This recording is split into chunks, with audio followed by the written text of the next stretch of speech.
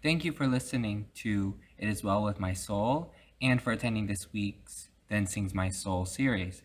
And Horatio Spafford was the writer. He wrote the lyrics for this song.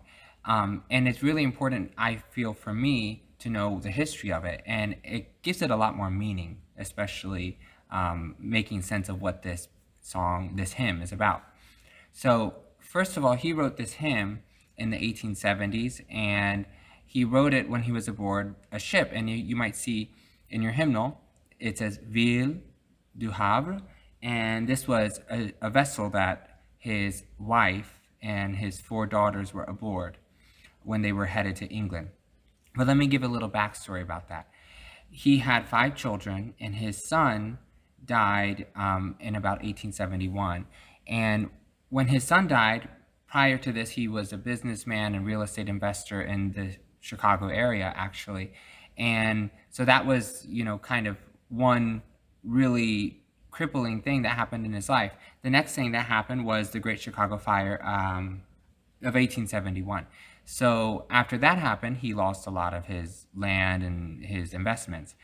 And then going on, finally, when his family was recovered, they went on aboard the Ville du Havre.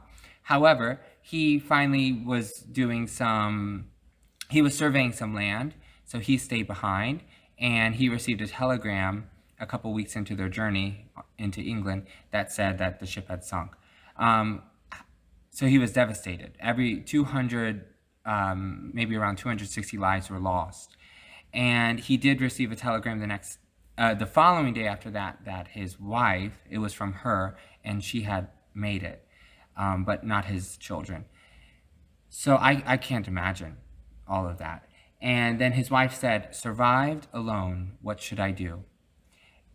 And that's, how does he answer to that? They didn't have communication like we had now. So he boarded a ship from New York, went on his way immediately to be with her. And when he was aboard that ship heading to England, the next thing that happened was the captain of that ship called him up and said, "This is where we believe the ship sunk, the Ville du Havre." And it was in that moment, so much emotion came over him, and that's where it's believed that he wrote the lyrics for "It Is Well With My Soul." So the original title was not "It Is Well With My Soul." That was the title given later on. And I think it's really nice if you read it as one story without the refrain. Read it verse 1, verse 2, verse 3, verse 4. It almost seems like it's a story unraveling.